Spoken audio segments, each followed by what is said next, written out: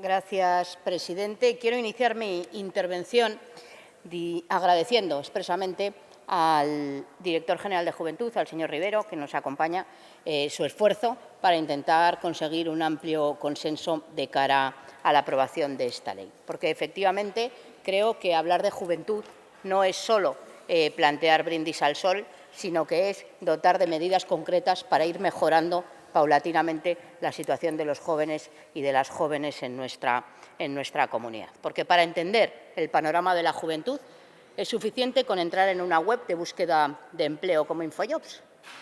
Abrimos una oferta de empleo al azar, la leemos y tras sonreír durante unos segundos, pensando que igual nos dan ese empleo, nos fijamos en el disparatado número de candidatos que postulan para cada una de esas vacantes. Y para terminar de comprender cómo afecta esto a los jóvenes, basta con preguntarle a uno al azar qué imagina que estará haciendo y dónde imagina que estará viviendo dentro de un año. En el año 2013, fruto de la crisis producida en años anteriores, la tasa de paro de los jóvenes alcanzó un valor máximo del 42,4%. Entre los menores de 25 años esta cifra era aún mayor, llegando al 58% en el 2014. En adelante, y coincidiendo con la recuperación económica, el número de parados comenzó a disminuir.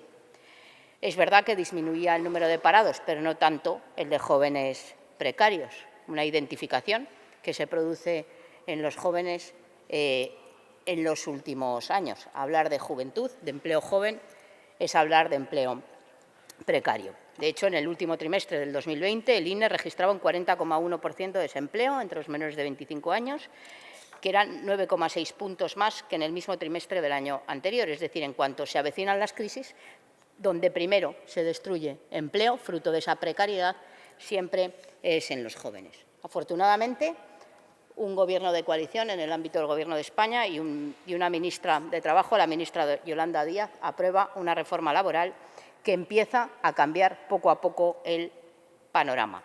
Y digo poco a poco porque no vamos a echar las campanas al vuelo, queda mucho por hacer, pero desde luego medidas como la subida del salario mínimo interprofesional o como la aprobación de la reforma laboral que eliminaba las medidas más regresivas de las anteriores reformas laborales son pasos que apuntan directamente en esa materia. Y esto que genera una situación en la que los jóvenes se sienten inseguros ante su futuro.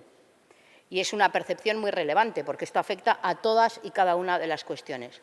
Un joven o una joven que se siente inseguro ante su futuro también rechazará participar activamente porque se sienten fuera del sistema. Y esto es lo que primero tenemos que abordar. Un 38, bueno, valía lo de abortar también, un 38,9% de los jóvenes desempleados creen que es nada probable o poco probable encontrar un trabajo en el próximo año, con lo cual simplemente hablamos de inseguridad laboral en la juventud. En materia de educación, la universalización de la educación contribuye a mejorar la situación de la juventud con respecto a la de sus hogares de origen. Los hijos e hijas de la clase trabajadora continúan teniendo menos posibilidades, porque si bien es cierto que se generalizó la posibilidad de acceso a la universidad, también lo es que la aprobación del Plan Bolonia discriminó enormemente a los jóvenes de familias menos pudientes.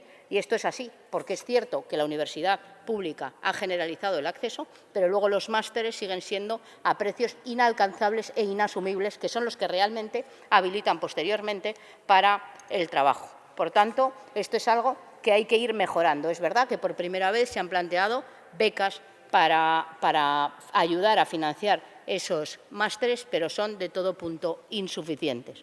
Y, evidentemente, hemos de tener en cuenta los criterios socioeconómicos de las familias que de allí salen. ¿Y qué no decir de la vivienda? España es uno de los países con la emancipación juvenil más tardía. De acuerdo con los datos de Eurostat, en abril del 2020, la edad media de emancipación en la Unión Europea es de 26,2 años, mientras que en España es de 29,5, el sexto país por la cola. Además, el retroceso en la edad de salida de casa de la casa de los padres no ha dejado de ensancharse desde el 2008. Esta situación aún amenaza con agravarse como consecuencia de la COVID-19, de la crisis generada como consecuencia de la pandemia, y cómo no, también, lo veíamos al principio, incidirá o serán los primeros afectados por las consecuencias de la crisis energética. El Gobierno de España, dentro del Plan Estatal de Acceso a la Vivienda 2022-2025, aprobó una serie de ayudas para favorecer el alquiler de la vivienda a los jóvenes de hasta el 50% del importe del alquiler, dejando la tramitación en manos de las comunidades autónomas. 6 meses después, se puso en marcha desde el Gobierno de La Rioja esta convocatoria, pero a día de hoy aún ningún joven riojano ha recibido esa ayuda del alquiler.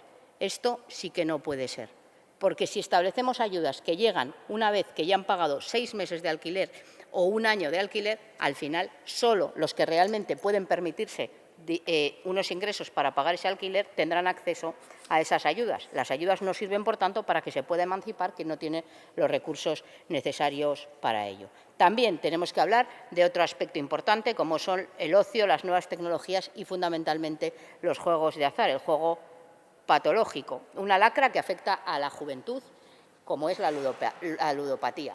El carácter adictivo del juego es preocupante y, por eso, también aquí, en esta ley, debemos sacar pecho, ¿no?, de esa ley del juego que aprobamos en nuestra comunidad y que, fruto de una enmienda de Izquierda Unida, tiene la prohibición de la generalización de las máquinas de apuestas deportivas en los establecimientos de hostelería, porque ese es el punto donde con más facilidad acceden los jóvenes aún menores de edad en nuestra comunidad.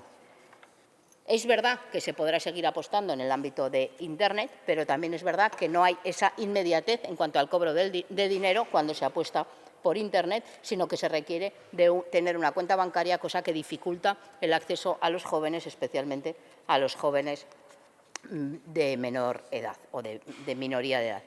¿Y por qué no hablar de la salud mental? ¿O cómo no hablar de la salud mental? Hace escasos días se movilizaban los estudiantes en defensa de su salud mental. También por eso es importante la Ley de Salud Mental que este Parlamento está tramitando y que desde luego mejorará las ratios de psicólogos y psiquiatras y enfermeras y enfermeros de salud mental para garantizar que se ponen los medios para combatir otra de las grandes dificultades que se atraviesan. ¿Cómo no se va a sufrir, especialmente por parte de los jóvenes, problemas de salud mental con los datos de acceso a vivienda o de empleo que veníamos hablando?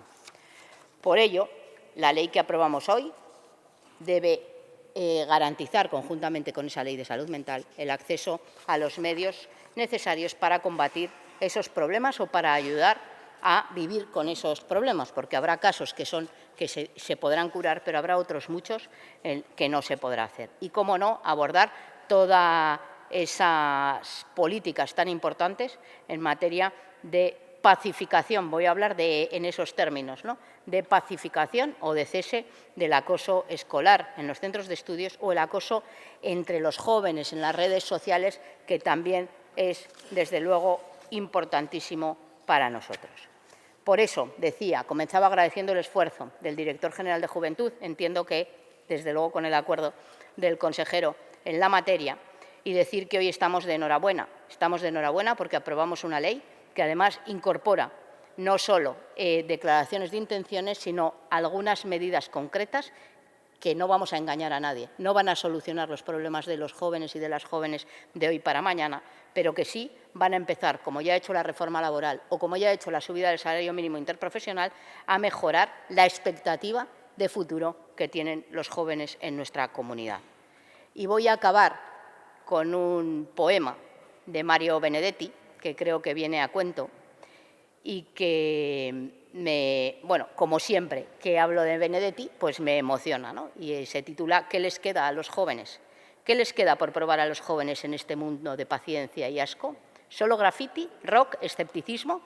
También les queda no decir amén, no dejar que les maten el amor, recuperar el habla y la utopía, ser jóvenes sin prisa y con memoria, situarse en una historia que es la suya, no convertirse en viejos prematuros. ¿Qué les queda por probar a los jóvenes en este mundo de rutina y ruina? Cocaína, cerveza, barras bravas. Les queda respirar, abrir los ojos, descubrir las raíces del horror, inventar paz, así sea a ponchazos, entenderse con la naturaleza y con la lluvia y los relámpagos y con el sentimiento y con la muerte, esa loca de atar y desatar. ¿Qué les queda por probar a los jóvenes en este mundo de consumo y humo? Vértigo, asaltos, discotecas, también les queda discutir con Dios, tanto si existe como si no existe, tender manos que ayudan a abrir puertas entre el corazón propio y el ajeno. Sobre todo, les queda hacer futuro, a pesar de los ruines del pasado y los sabios granujas del presente. Estemos apoyando a los jóvenes para que abran ese futuro. Muchas gracias.